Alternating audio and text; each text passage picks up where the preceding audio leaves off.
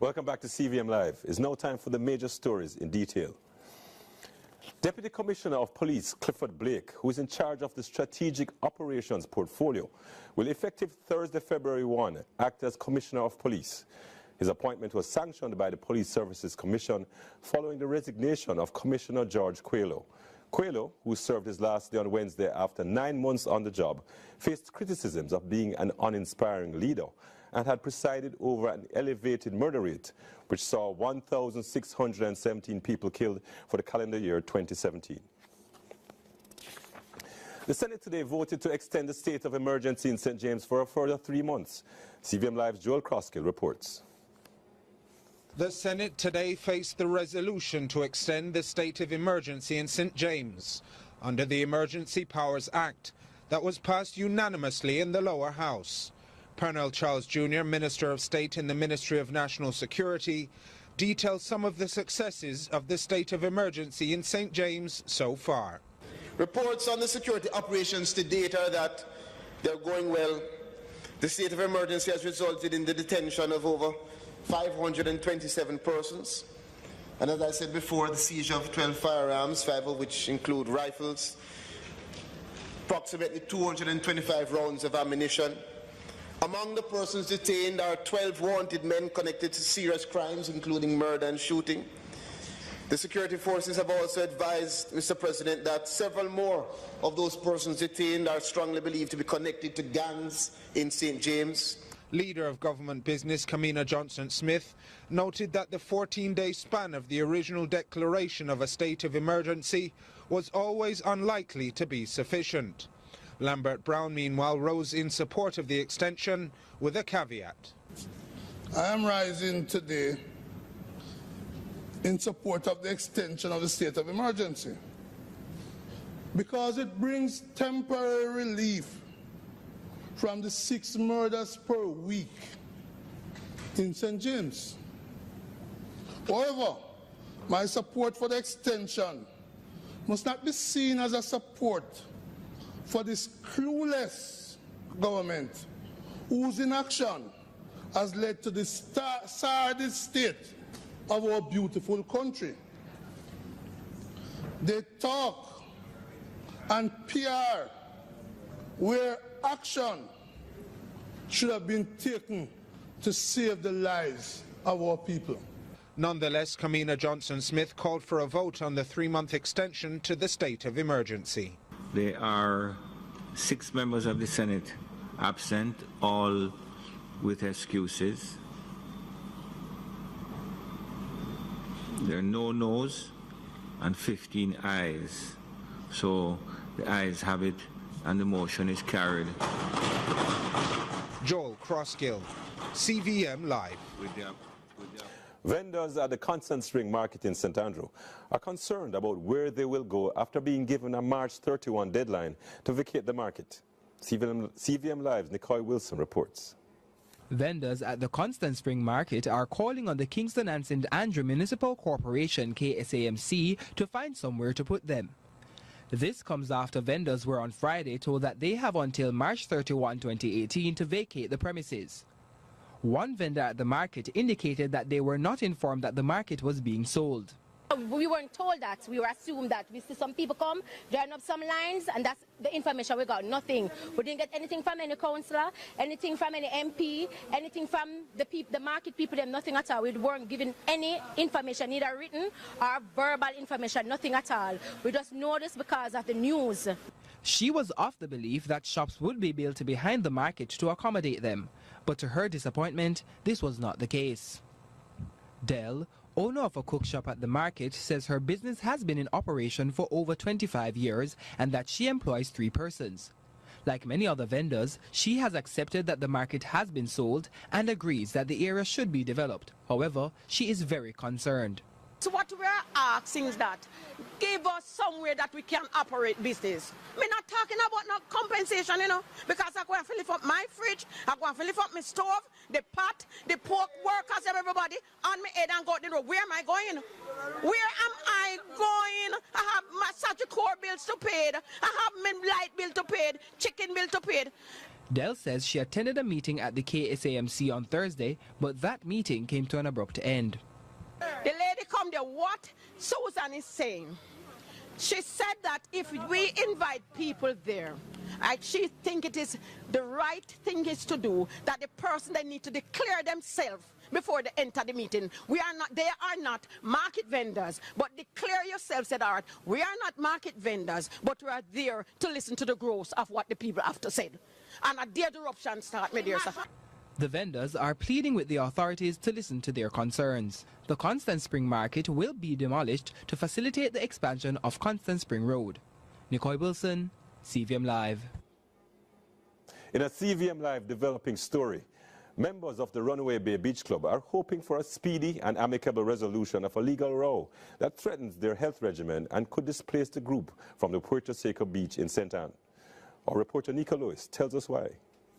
Senior citizens having spent years abroad and returning to their island home are the main ones who benefit from the aqua aerobics and swimming sessions put on by Joyce at the popular Puerto Seco Beach in St. Anne. But Joyce and others are now before the courts after being issued an eviction notice by another group with the same name, the Discovery Bay Beach Club. The eviction, if allowed by the courts, would affect many seniors who are currently members of the club operated by Joyce. Mondays are swimming lessons, and Thursdays, as you can see around you, are a group of seniors that comes from all over, as far as Christiana and as far as Ocho Rios and as far as Montego Bay. I wouldn't have it any other way. Sometimes I have to catch 2 buses to get here, but it is something that's very important for older people. Because, you know, once you can get the exercise, because most people do not exercise. You know, but when you come here with this lady here, you better exercise. Hammond, who spent over 40 years in England, questioned why all the island's best beaches are being reserved for tourists while locals must struggle to enjoy their homeland. She adds the program is what has been keeping the seniors involved alive. Winnie Mills is from Sturgetown, St. Anne. Because I like to meet with my people here. We can laugh, talk, have a lunch together, have a cup of tea together like you will see, and we enjoy this. I came out here in a wheelchair because of knee problem, which I was told I have to have knee replacement. And I came and I started in this water, and when I went back and they checked me, my doctor said, continue doing what you're doing. The members say they are willing to share with the other club if they are allowed to discuss amicable solutions. Nika Lewis, CVM Live. Students of a Trelawney-based high school were refused entry onto the school compound, as well as classes on Thursday morning. CVM Live's Khadija Thomas tells us what happened. School has not been dismissed, but students were seen outside the gates of Cedric Titus High School on Thursday morning. Even the head boy was refused entry onto the compound. Students say teachers have an issue with their uniforms and decided to lock the school gate while in meetings about the matter. I came early and I went to class, do devotion and everything. They sent me another block because they're having a meeting, so they sent me another block to stay. They lock the grill, they come down, they check my uniform and everything. And my uniform teacher told me to stand and she put up my uniform with a ruler. And I asked, she said to me that my uniform is too short and I need to pull it out. And I told her I'm not pulling out my uniform. One student says she has been complying with the school rules by having her uniform 3 inches below the knee. From I was in grade 9 and I had to pull out many uniforms and stitch them smaller just to make it long. And it's from Monday they're doing it. From Monday they have students out here. Parents are infuriated that the education of their children was placed on hold over students allegedly not meeting uniform standards. When me come down here, she said teacher them said in the pants right. Well, I teacher them in a full black. Me ask Mr. Buskin to go through the gate. He opened the gate. When me go, Miss Versi saying give money letter to bring home to the mother. Miss Versi, I'll take my phone from me out of me answer me a video. Eventually, the gates were reopened and students were allowed to return to their classes. Khadija Thomas, CVM Live. A head-on collision between a fuel tanker and a Toyota Wish resulted in the death of 2 men along the Salt Marsh Main Road in Trelawney. CVM Live's Joel Croskill reports. There has been a double fatality as a result of an accident along the Salt Marsh Main Road in Trelawney. No. About 7 p.m. This evening, a tanker overtook a line of traffic. Taxi was heading towards Montego Bay, and he could not get out of the way, and both men were killed when the tanker plowed into that car. The Toyota Wish, which was struck by the fuel tanker, was almost totally crushed by the impact, with the front section of the vehicle as well as its sides sustaining major damage. One died on the scene, and the other was pronounced dead at hospital. And that's the Salt Marsh again? Yes, Salt Marsh. A very dangerous piece of road, a fine highway, but there are a lot of careless drivers who take that opportunity and breach the rule of law, breach the road code, everything. And it causes that. The road is not so nice during the night, it is dark, but there's no justification for what happened. There were other less serious impacts to other vehicles as a result of the knock-on effects of the crash. Joel Croskill, CVM Live. This evening, we find out how the Education Ministry is supporting entrepreneurship as we continue our series of CVM Probes, The Graduate. Here's our reporter, Nicole Wilson. I'm a living while I'm living to the Father. Entrepreneurship is seemingly becoming a way for graduates to escape unemployment. CVM Probe spoke to Education Minister Royal Reid to ascertain what is being done to support entrepreneurship. Minister Reid indicated that the Ministry of Education has a lot of programs geared towards this. The curriculum will roll out the national standards curriculum. That's all part of that. We have integrated that with TVET and STEM. We have the Junior Achievement Program that we are rolling, which is focused on building entrepreneurial skills. And even things like 4-H clubs are all part of building that awareness. You create products, and you look at markets and so on. He also highlighted the importance of entrepreneurship to the Jamaican economy. We, as a ministry, understand what is required. That's why I alluded to the fact that we have to socialize, or indeed re-socialize, our students, our educators, all the stakeholders. That it's not a one-size-fits-all. If you don't have entrepreneurs, there's nobody's going to create new goods and services. In fact, probably that's one reason why also need growth in Jamaica. We need more Jamaicans to become entrepreneurs, producing goods and services that we can export. Schools are also doing their part to promote a culture of entrepreneurship. Many schools have business education at grade 9, and they have different business subjects right up to grade 13. There's entrepreneurship in the CAPE program, and at almost every university now they have entrepreneurship type of program, and indeed most of the universities themselves are again exposing students to the whole idea of entrepreneurship. Oftentimes, graduates believe that in order to be an entrepreneur, they need to have a degree in business. Minister Reid says this is not the case.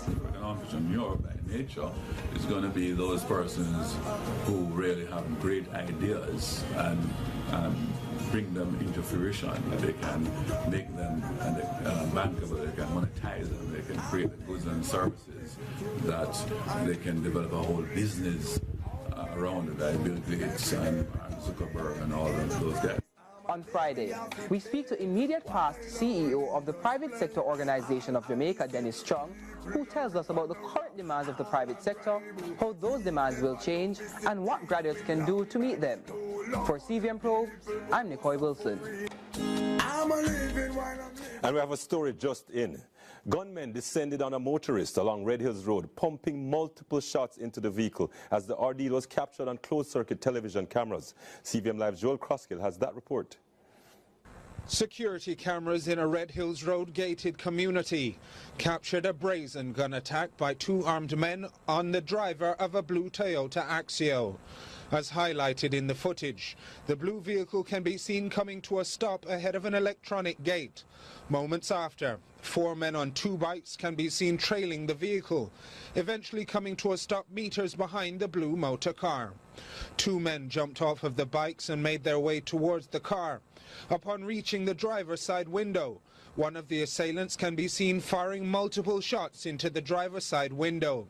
He opened the door and pumped more shots in the direction of the driver, his partner in crime doing something similar on the passenger side.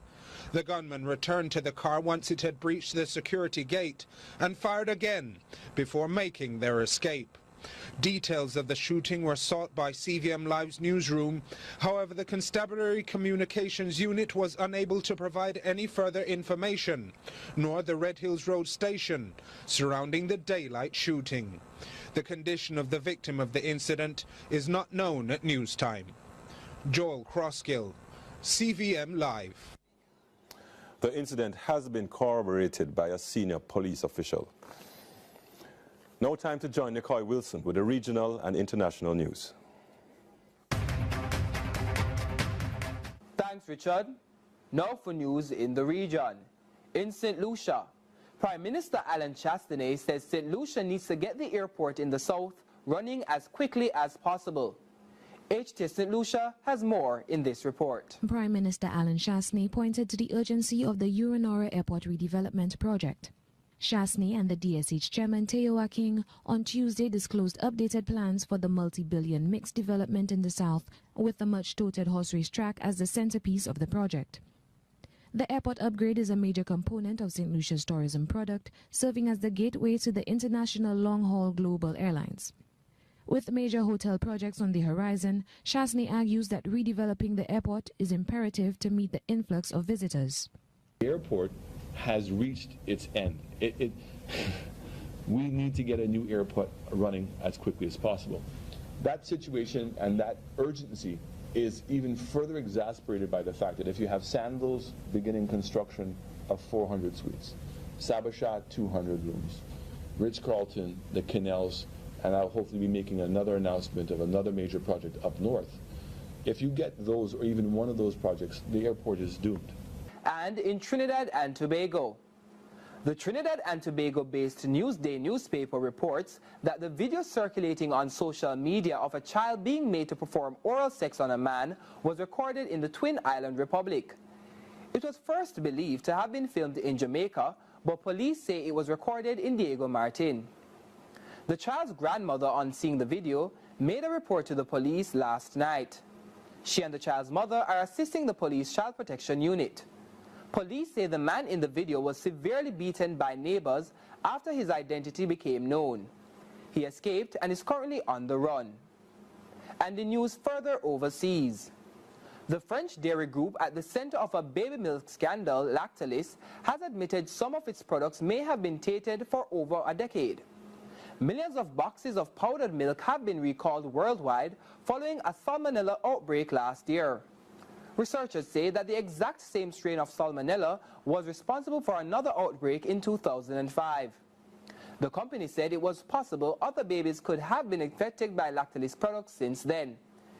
In a newspaper interview published on Thursday, Lactalis CEO Emmanuel Besnier said tests had shown that a factory at the center of the latest scare was also responsible for a 2005 outbreak. That's it for regional and international news. I am Nicole Wilson. Back to you, Richard. Thanks, Nicole. Well, those were our major stories for this evening. News Live in 5 will come your way later on with Joel Crosskill. But up next is our panel discussion, and we look at social media this time and the videos that are being circulated and the illegality of some of them. Join us for our panel discussion next.